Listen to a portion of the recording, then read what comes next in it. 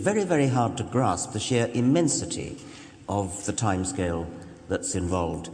We as humans are used to a timescale of years, decades, centuries we can just about cope with, even millennia, but then millennia start to feel a bit kind of mysterious and, lost in the mists of time.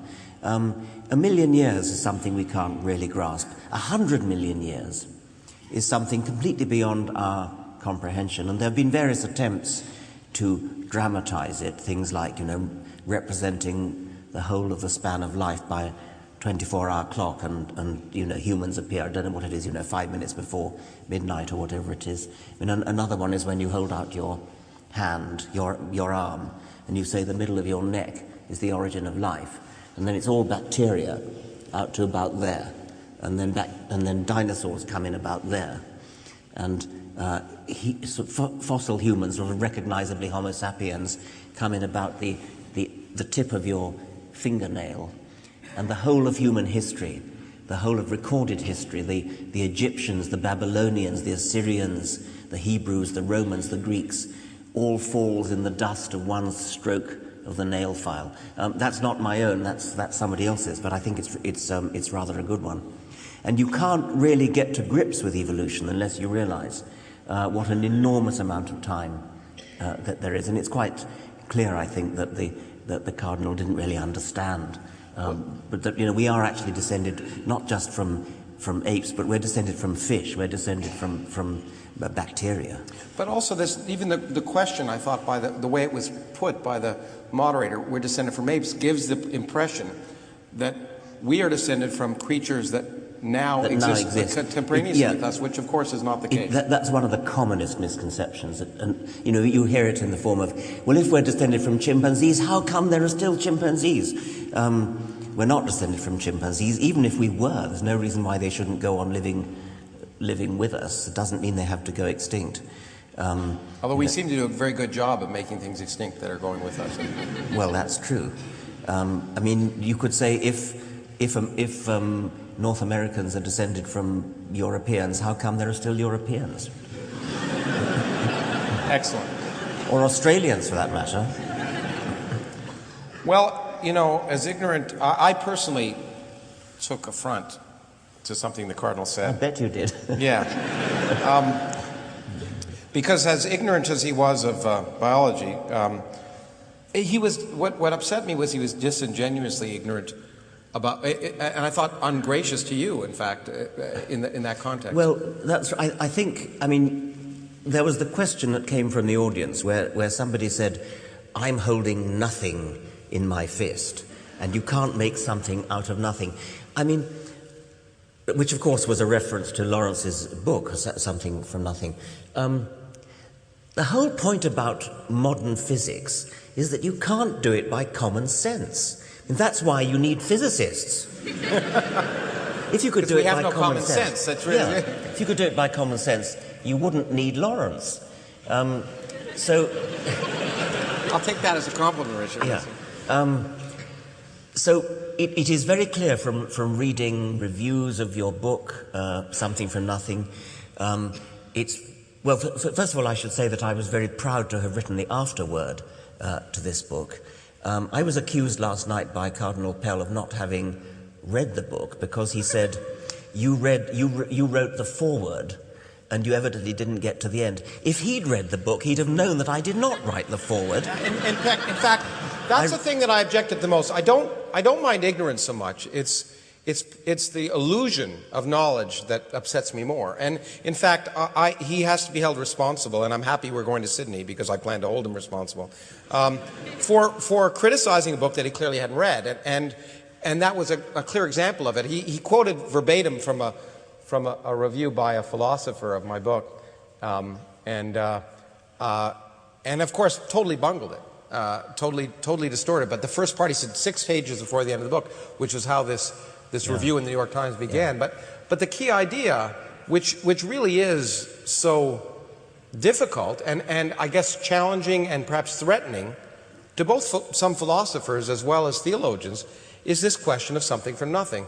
As it happens in the case, as I think we've talked about before, in biology. How do you get life from non-life? That was originally sort of the main theological question.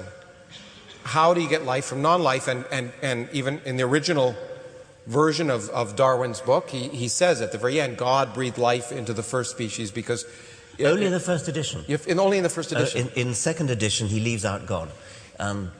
Oh, no, it's the other way around. Sorry. Yeah, he put it back in because that's right. In the first edition, there's no mention of God. He says, originally breathed.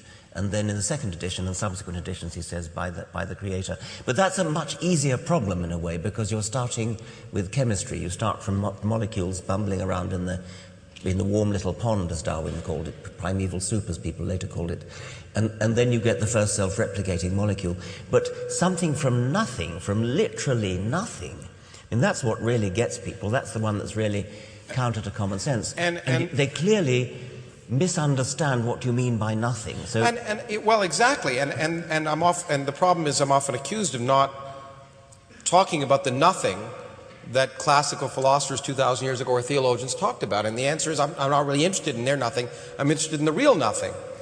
I'm interested in asking the question, based on our understanding of the universe, we'll probably get back to this often, science changes what we mean by words. And it changes that meaning because we learn about the universe. We actually make progress in science, unlike theology.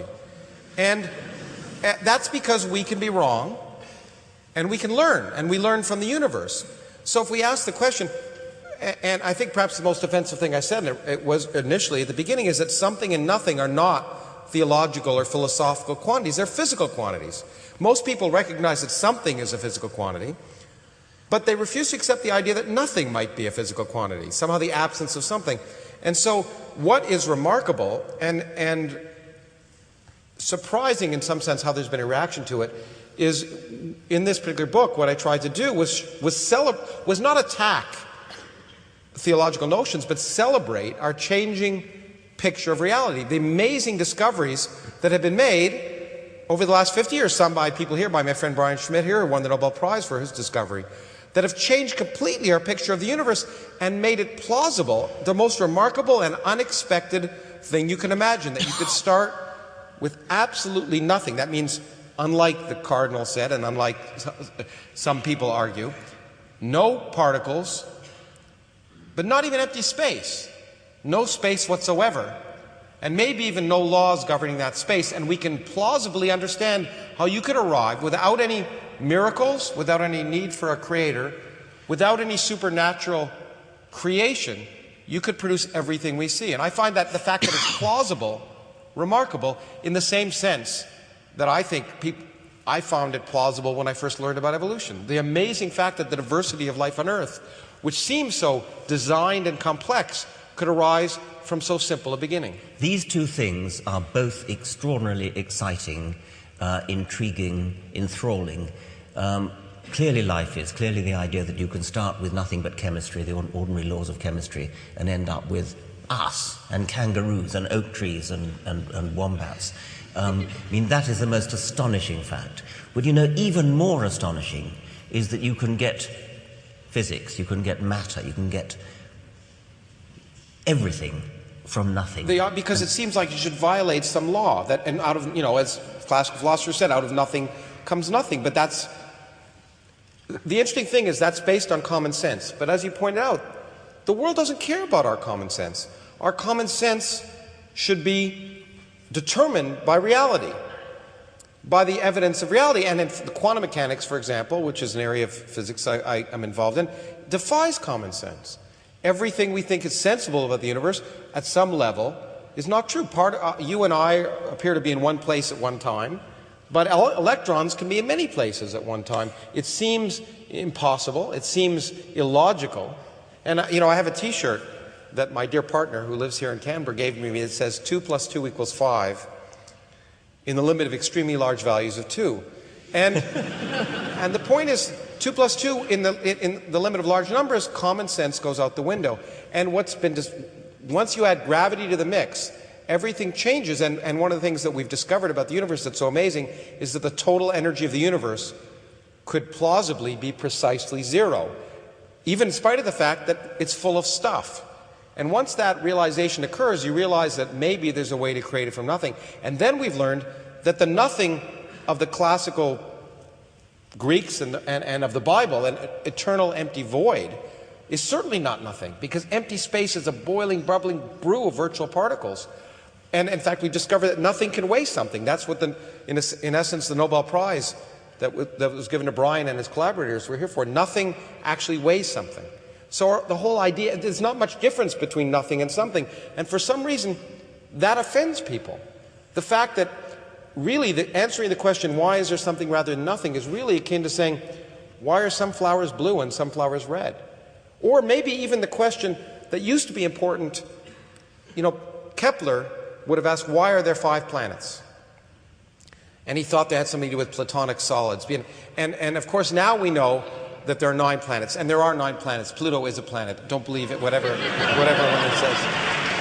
says. My daughter studied Pluto in grade 4, and she's certainly not going to go back, I promise.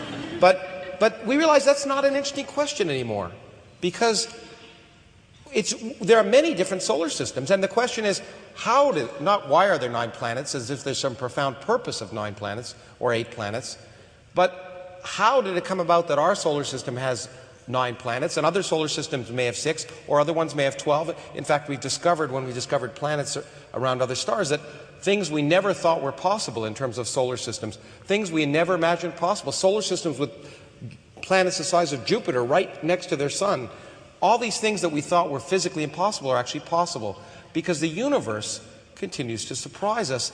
And so it doesn't care what we like. It doesn't care what we think is sensible.